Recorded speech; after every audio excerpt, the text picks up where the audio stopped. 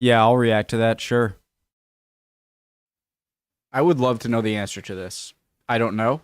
When you think of the 19th century, the 1800s, there are three big conflicts that come up when I think of Europe: the Napoleonic Wars, obviously, the Crimean War, and the Franco-Prussian War.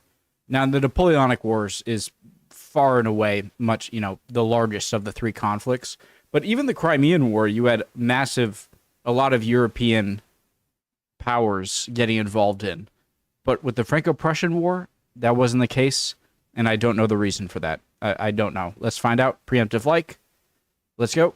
One of the most interesting parts of the Franco-Prussian War is the fact that no other major European powers got involved. And given that most of them would have had at least something to gain from joining one side or the other, this raises a question. Why didn't any of the great powers join the Franco-Prussian War? I don't know. So we'll start with the easiest one to answer: the United States. There were two major reasons that the US didn't interfere. The first was that America didn't care. This stuff had basically no short-term effect on the United States, and American leaders had little interest in European politics in general. The second reason was that the US had only recently ended its bloody and damaging civil war. Launching some overseas war when much of the country was in ruins in order to help either an autocratic despot or a despotic autocrat would have been one of the worst ideas possible. Closer to the action, the other great powers had more interesting motives. 4 years prior, the Austrians had been utterly defeated by Prussia and its ally Italy. True.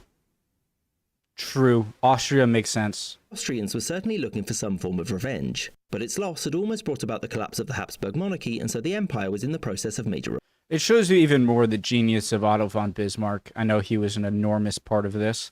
In Otto von Bismarck's but its loss the Schleswig-Holstein War, right?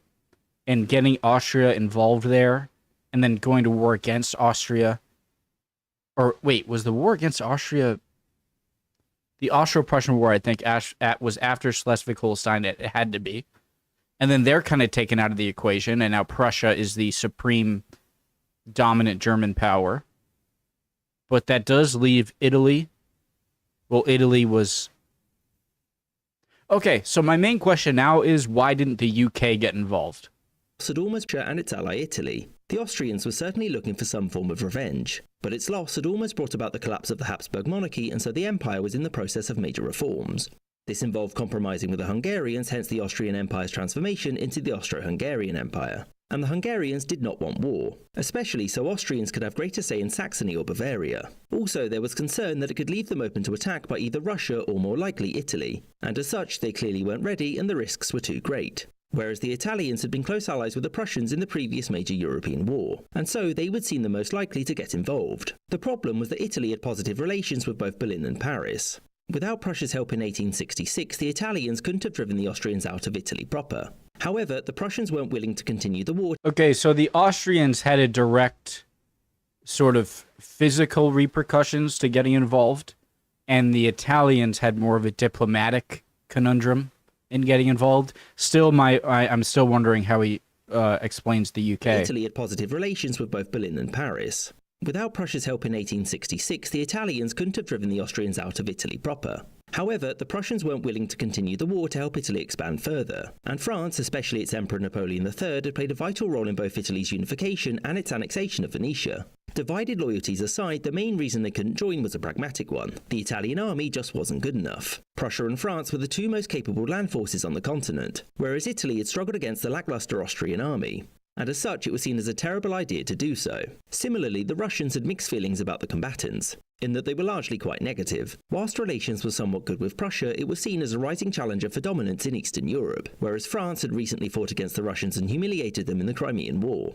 Helping Prussia would have done little to aid Russia except for making its neighbour more powerful, and aiding a country that was actively hostile to you was never going to happen. To the north, the British at this point were mostly isolationist when it came to European affairs. Here be dragons. Here be dragons. Sweden, here be dragons, here be what? Affairs, so long as the balance. To the north, the British at this point were mostly isolationist when it came to European affairs, so long as the balance of power remained in check, that is. Prussia was an old ally of Britain, whereas France had made the unforgivable mistake of being France. That said, the expectation in London was that France was probably going to win, but the plan was that Britain would then pressure France to not take too much and harm its old ally. And all of this is why the Franco-Prussian War never expanded into a much larger conflict. The interests of the great powers weren't served by fighting, but instead by mediating the peace. And since the new Germany didn't take too much, everybody except France was mostly happy. I hope you enjoyed this episode with a special thanks to my patrons, James. That was beautifully explained, and I don't have much confusion through what History Matters said in the video. I think that explained it really well, and is one of the reasons I love History Matters, because although they don't go too in depth with very short videos, they do give the broad, understandable answers often, and this video is certainly no exception. So the answer seems to be Prussia was in the absolute best peak position to fight France without foreign interference. Okay, I feel very satisfied right now. I don't often feel this satisfied after learning in a history video, but I am here. It makes sense. Okay, so Russia didn't see much in fighting with Prussia. It could just make them more powerful. Though that is the one thing, well, if you think Prussia is going to win, which I guess wasn't that obvious, actually. Italy, not strong enough, and why go against the Prussians if they just helped you? It'd be horrible. Austrians were already defeated a lot prior to the invasion of France, of the war with France, and the British weren't on the best of terms, were more close to Prussia, and thought France might win anyway. I feel very satiated right now. So, great video. If I said something incorrect or any comments at all, I'd appreciate them, guys. But that was a really good explanation. See you guys next time, hopefully. We'll keep on learning. Bye, guys.